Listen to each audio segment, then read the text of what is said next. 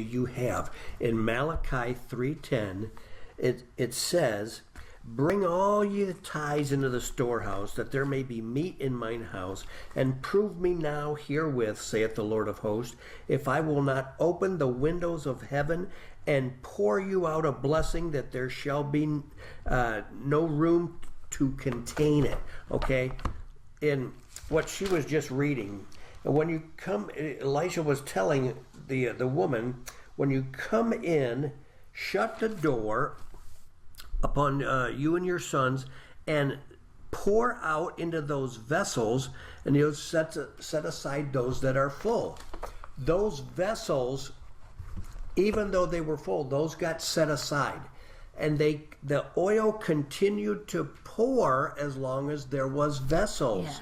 So what is your skill set? What is it that you can bring to the table that God can use, that God can multiply in order for you to be a vessel of honor for Him to use? Right. What do you have? What do you have? The first thing she says is, "I don't have anything." Except a little oil. Yeah, except a little oil. Look again. Look again in your closets. And what do you got? What do you have? That spiritual mindset of yours. What do you have?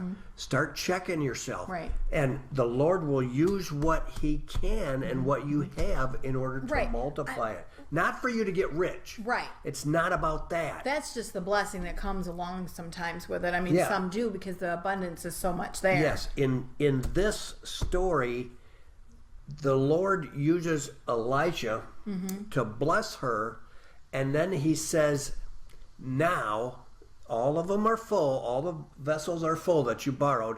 Now go sell that oil." They used oil in their lamps and everything. Everything was all about the oil, and the oil represents the anointing. The Lord will use the anointing to break every yoke Right. that has had you bound. Okay, Right.